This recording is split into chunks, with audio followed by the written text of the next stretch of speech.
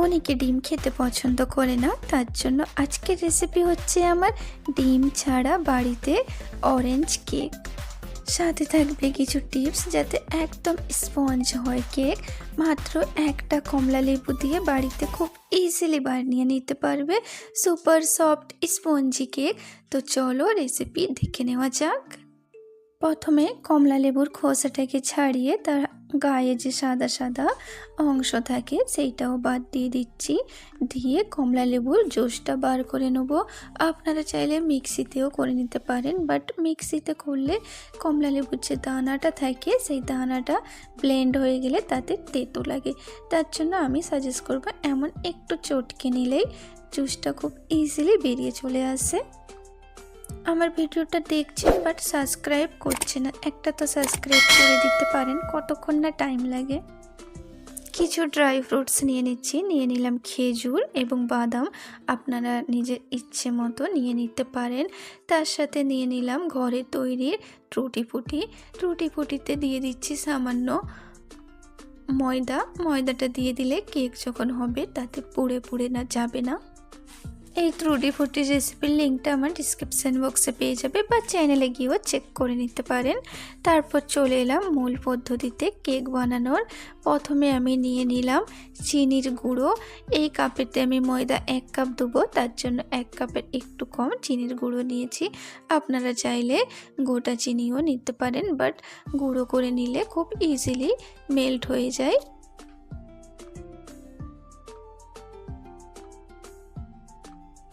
তারপর যতটা চিনির গুঁড়ো নিয়েছি ওর থেকে হাফ আমি টক দই নিয়ে নিচ্ছি। টক দইটা আগে থেকে ফ্রিজ থেকে বার করে রাখবেন। যেহেতু আমি এখানে ডিম ইউজ করছি না, তার জন্য টক দইটা অবশ্যই দিতে হবে। টক দই দিলে কেকটা খুব স্পঞ্জি অ্যান্ড সফট হয়। তারপর আমি হ্যান্ড উইক্সের সাহায্যে টক দই এবং চিনির গুঁড়োটাকে মেল্ট করে নিচ্ছি ভালোভাবে।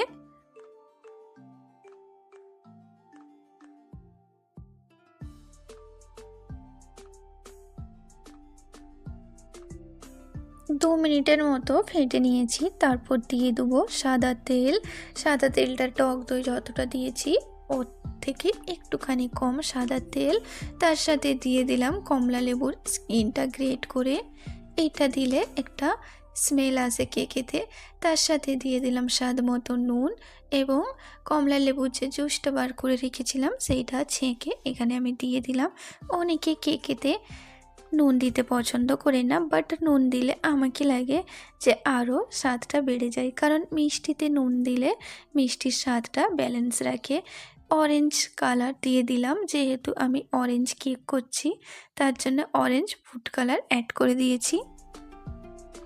তারপর শুকনো উপকরণ দিয়ে দেবো। দিয়ে দিলাম 1 কাপ ময়দা, 1 চামচ কর্নফ্লাওয়ার, তার সাথে দিয়ে দেবো বেকিং পাউডার 1 চামচ, আর দিয়ে দেবো 1 চিমটি বেকিং সোডা। আচ্ছা, এই সময় কর্নফ্লাওয়ার স্কিপও করতে পারেন, বাট কর্নফ্লাওয়ার দিলে কেকটা আরও বেশি সফট হয়। এইগুলো টিপস ফলো করলে আপনাদের কেকও প্রথমবারে একদম স্পঞ্জি হবে। শুকনো উপকরণ চেলে নিতে হবে, চেলে নিলে তাতে করে কেকে কোনো লাম্পস থাকে না অ্যান্ড কেকটা ফুলেও ভালোভাবে। তার জন্য আমি সাজেস্ট করব আগে থেকে শুকনো উপকরণ চেলে নিবে। তারপর দিয়ে দেবো ভ্যানিলা এসেন্স। আপনাদের কাছে হাতের কাছে যদি ভ্যানিলা এসেন্স না থাকে অরেঞ্জ এসেন্সও দিতে পারেন বা স্কিপও করতে পারে, তাতে কোনো প্রবলেম হবে না। যেহেতু এটা অরেঞ্জ কেক, আগে থেকে একটা স্মেল আসবে কমলা লেবুর জুস এবং স্কিন দেওয়ার ফলে। যেহেতু এটা ফ্রুট কেক তার জন্য ব্যাটারটা একটু টাইট থাকবে। যদি আপনারা টুটি ফুটি বা ড্রাই ফ্রুটস না দেন তাহলে একটু এখানে মিল্ক বেশি করে দিবেন। যেহেতু আমি এখানে ড্রাই ফ্রুটস দিব তার জন্য একদম অল্প করে দিয়েছি, ব্যাটারটা একটু টাইট থাকবে। আর যদি আপনারা এমনি প্লেন করতে চান ক্রিম দিয়ে সাজানোর জন্য তাহলে একটু ব্যাটারটা পাতলা রাখবে।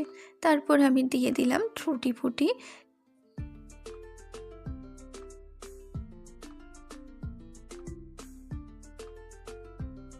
সব উপকরণ দিয়ে মাখিয়ে নিতে হবে। এই সময় একদিক দিয়ে ঘুরবেন, দুদিকে করলে তাহলে কেকটা হওয়ার পরে ফেটে যায় উপরে লেয়ারটা। তারপরে আমি কেক বেক করব, তার জন্য মোল্ডে আগে থেকে অয়েল ব্রাশ করে দিচ্ছি। অয়েল ব্রাশ করে দিলে কেকটা হওয়ার পরে খুব ইজিলি বেরিয়ে আসে।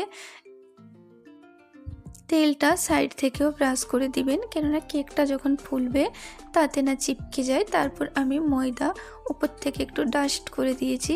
এরকমভাবে যদি করে দেওয়া হয় তাহলে কেকটা খুব ভালোভাবে উঠে আসে, বা বাটার পেপারও দিতে পারেন। বাট আমাকে লাগে বাটার পেপার লাভ ইমোজি কাটতে গেলে যেন একটু মুশকিল ব্যাপার, তার জন্য এই পদ্ধতিতেই করে নিলাম।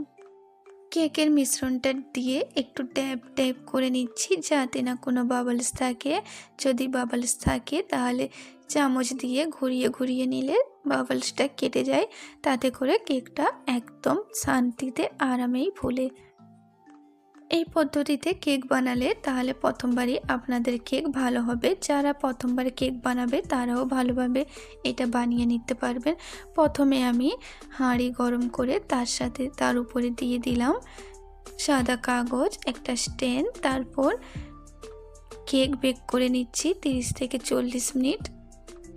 কালারটা দেখে বুঝতে পারছেন কত সুন্দর কেকের কালারটা হয়েছে।